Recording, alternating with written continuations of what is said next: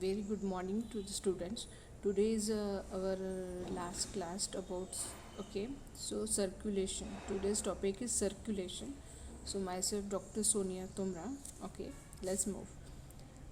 Circulation का मतलब क्या होता है कि हमारे जो भी बॉडी है, ठीक है, बॉडी में ब्लड रहता है, वेनस ब्लड रहता है, और हम जो खाते हैं उसमें से न्यूट्रिएंट्स लेते हैं। सो ये सर्कुलेटरी होना चाहिए, ठीक है, that is the circulation. So circulation कैसे होगा, है ना? हम जो खाते हैं, जो पानी पीते हैं, ठीक है, जो ऑक्सीजन लेते हैं, या फिर जो ऑक्सीजन यूटिलाइज होता है, तो इसका कैसे होगा? तो किसके थ्रू होगा? Yes, blood vessels. Blood vessels क्या है? हमारी बॉडी की एक प्रकार की, कह सकते हैं हम उसे पाइपलाइन कहेंगे, ठीक है। तो हमारी पूरी बॉडी को एक पाइपलाइन से सप्लाई है, उसे कहेंगे हम ब्लड वेसल्स, ठीक है। सो ब्लड वेसल का काम क्या है कि it will do a transport of the body. So it will transport various things through all over the body, like it will transport whatever you eat. So nutrients from that food, it will be transported via blood vessels, right? After eating your food, then the metabolism will be started. Yes, carbohydrate metabolism, then lipid metabolism, fat metabolism, every metabolism will be started, right? So whatever the nutrients things will produce from this metabolism, it will be utilized by our body. Okay, after that metabolism, yes, some waste product will be formed during this metabolism. So the blood vessels, what are the function of blood vessel? Blood vessel, it will provide nutrients to the all over the body. Then again it will also transfer some metabolites, and lastly it will remove the waste product from our body. So in a circulation, what is the medium of circulation? Right, it is in the form of liquid. It is not a form in the solid, right? Okay, solid, it will be a waste product, that is the fecal matter. Lastly, the whatever we food will produce, we will eat, then it will be digest, and it will then lastly it will form a fecal matter, right? So but in a circulatory system, it is in the form of liquid form, right? So blood vessels, what are the various blood vessels will be there, right? Pipeline तो डाली है पूरे body में, पर क्या नाम है, किसका है? अलग अलग पाइपलाइन डाली, एक ही पाइपलाइन से काम जमेगा क्या? Our human body is very complicated. So for such type of complication, the blood vessels are not, the pipeline will be not of equal size, it will be not of equal shape, और जो material होगा वो एक जैसे material से नहीं बना होगा, ठीक है, तो वो अलग अलग मटेरियल से बना होगा। सो ऐसे अलग अलग मटेरियल से जो ब्लड वेसल बनेगा, तो उसके अलग अलग नाम है। कोई पाइपलाइन को हम आर्टरीज कहेंगे, कोई पाइपलाइन वेन्स रहेंगी, कोई पाइपलाइन कैपिलरीज रहेगी, ठीक है। और इन सब का बॉस कौन सा? Machine, right? सो एक पंपिंग मशीन, हमारे घर में जो पानी सप्लाई आता है, ठीक है। इमेजिन करो कि आपका घर है, आपके घर में, ओके, आपका घर है, आपके घर में क्या है? एक मोटर पंप होती है, ठीक है। मोटर पंप का क्या काम होता है? यस, वो जोर से उसके मशीन के फोर्स से वो पानी पूरा आपके फर्स्ट फ्लोर पे, सेकंड फ्लोर पे आराम से चढ़ जाता है, ठीक है, पानी। सो ये एक्शन, पंप का एक्शन, पंपिंग मशीन कौन बना है? हार्ट, है ना। हमारी बॉडी देखो, इतने अपन हाइटेड होते हैं, ठीक है। सो पूरे बॉडी तक ब्लड पहुंचना चाहिए, कई जगह पे एंटी ग्रेविटी थ्रू उसको ब्लड पहुंचाना है। सो एक पंपिंग मशीन है जिसे हम कहेंगे heart. So blood circulatory system का मेन कंपोनेंट है हमारे पंपिंग मशीन। अगर वो अच्छी होंगी तो पूरा घर में पानी आ जाएगा, है ना। पंपिंग मशीन होगा तो फिर it will be useful our water. But if the pumping, our pumping machine, that is the, if heart pumping machine is affected, so heart, as already we have studied last time, last lecture, so heart is made up of 4 chambers, right? So from the left ventricle, the blood will be pumped out via the ascending aorta and arch of aorta. then descending aorta, then while the arteries, it will distribute all over the body. Okay, so oxygenated blood will be supplied to all over the body, right? After that utilization of oxygen, then the venous blood flow is started.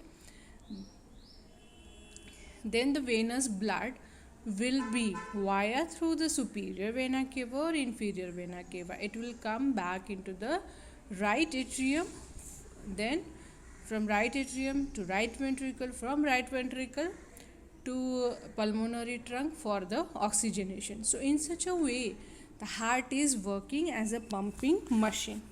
Okay, then arteries, ठीक है, मैंने जैसे बोला कि हमारे घर की pipeline रहती है, ठीक है। अगर आपके घर के पाइपलाइन को आपने देखा होगा तो अलग अलग शेप की रहती है, राइट।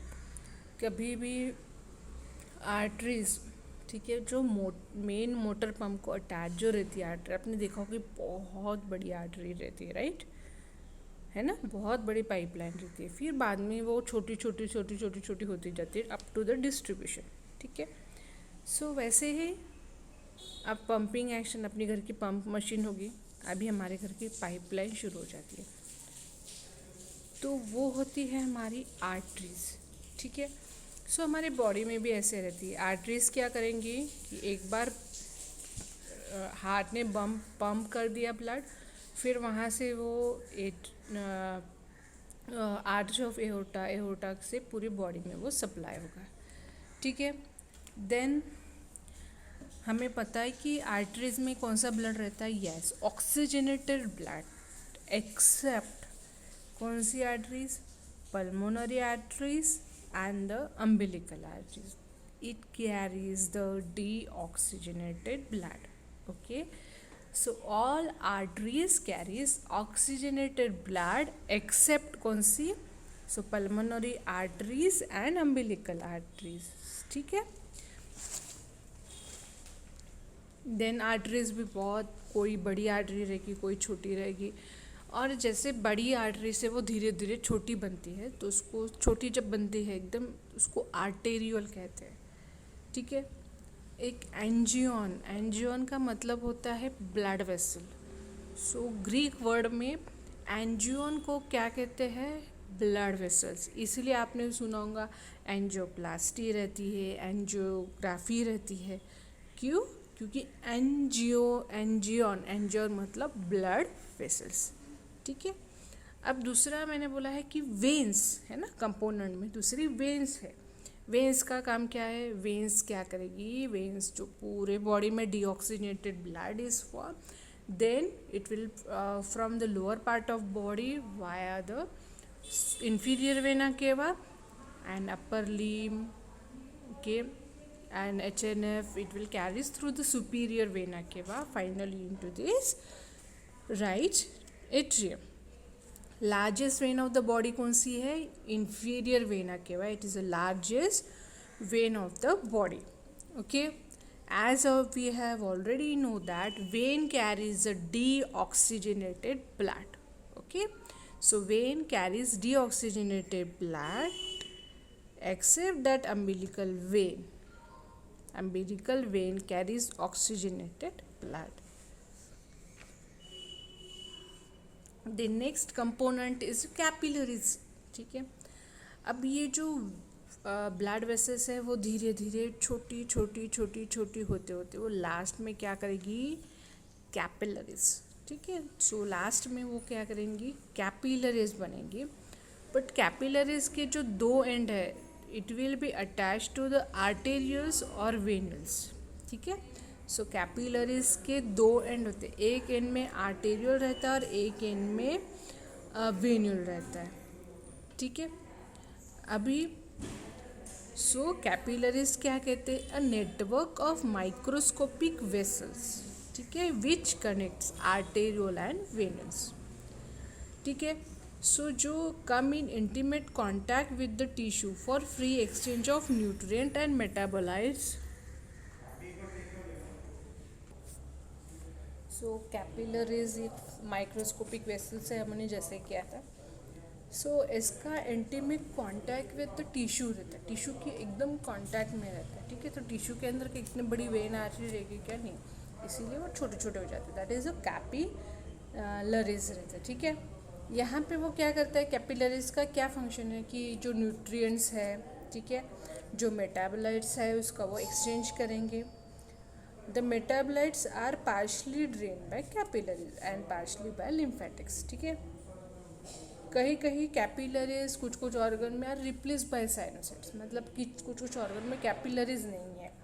सो वहाँ क्या है, वहाँ यस वहाँ पे साइनोसाइट्स है। उसकी एग्जांपल्स है liver and spleen. Liver and spleen में क्या है, कैपिलरीज की जगह साइनोसाइट्स है, ठीक है। सो क्या है सर्कुलेटरी सिस्टम, कुछ नहीं, ब्लड वेसल्स है जो ट्रांसपोर्ट मीडियम करते हैं। ये लिक्विड फॉर्म में होता है। एंड क्या क्या कंपोनेंट्स में आता है इसके, तो मेन कंपोनेंट होता है heart, then artery, then vein and capillaries.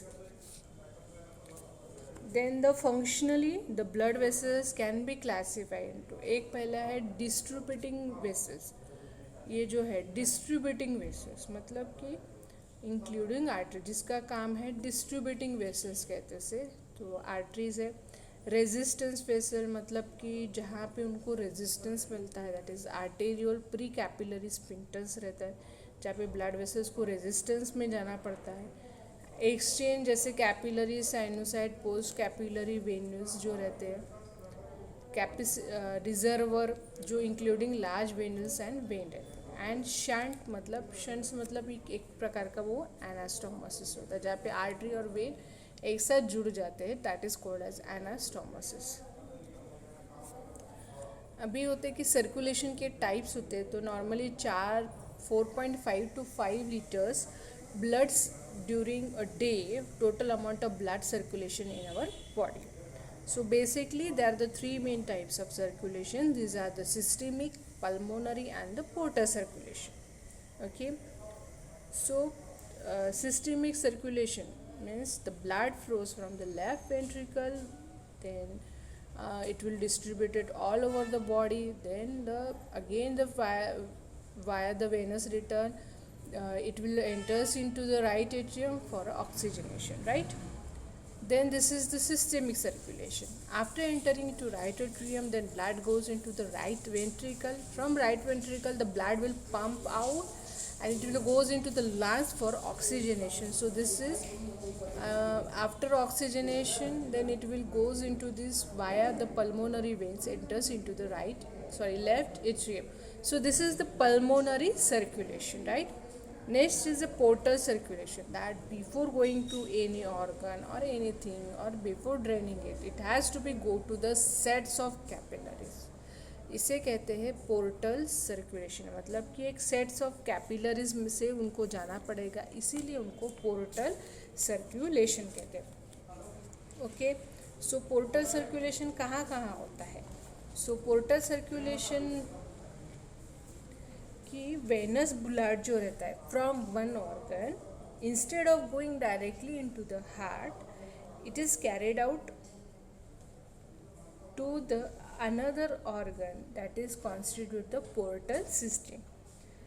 So end product of digestion like amino acid, nucleic acids, glucose are carried from alimentary canal by portal venous plexus, and फिर last में portal vein towards the liver. So food is assimilated in the liver, is drained into the right atrium of heart via the inferior vena cava. So this is the portal circulation.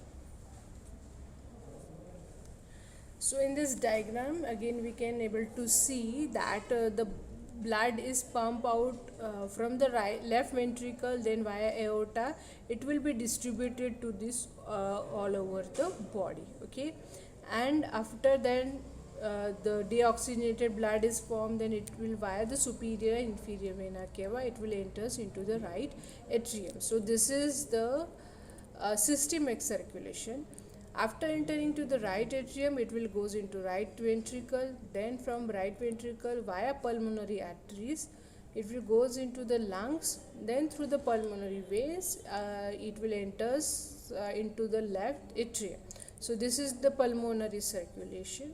Okay, then after this distributing uh, after GIT and all these things, the via the portal vein, it will goes into the two sets of capillaries. Here you can see these are the two sets of capillaries are there.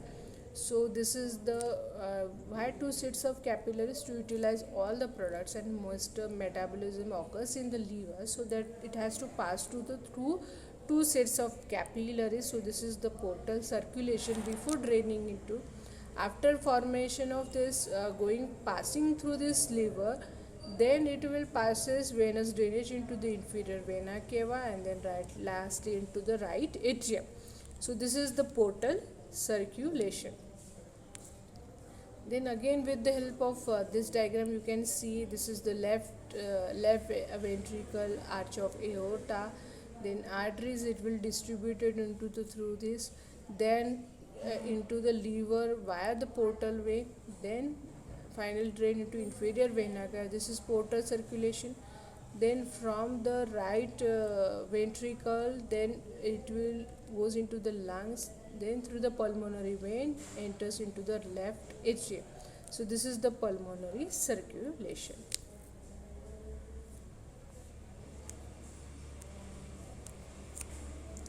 In this diagram, you can see the difference between the two, systemic circulation and the pulmonary circulation. In systemic circulation, the blood will flows from the left ventricle via aortic wall into aorta, then oxygenated blood to all tissue except lung, then venous blood collected, then via the superior inferior vena cava into the right atrium. So this is the systemic circulation. How is the pulmonary circulation? So in pulmonary circulation, from right ventricle through the pulmonary wall, pulmonary trunk and pulmonary arteries, then only to the lungs.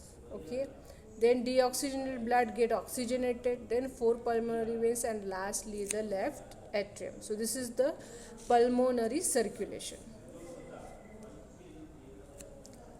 Then we'll see arteries का मतलब क्या होता है. सो arteries क्या रहती है, एक thick walled blood vessels है. ठीक है, आर्टरी क्या है, एक थिक वॉल्ड ब्लड वेसल्स है जो यूनिफॉर्मली थिकर है. ठीक है, और मैक्सिमम टाइम वो वेन्स के साथ रहती है. ठीक है, और मैक्सिमली थिक रहती है. सिर्फ थिन कौन सी है, जो वर्टिब्रल कैनल की आर्टरी है एंड जो क्रेनियम के लिए आर्टरी जाती है वो थिन वॉल्ड है. ठीक है, लूमेन इसका स्मॉलर होता है. जब आप वेन से कंपैरिजन करो तो इसका लूमेन स्मॉल होता है आर्टरी का. देन आर्टरीज को नो वॉल्स, इसको नो वॉल्स रहते हैं क्योंकि ये टूवर्ड्स ग्रेविटी सप्लाई करती है, जिससे इट हैज़ नो वॉल्स.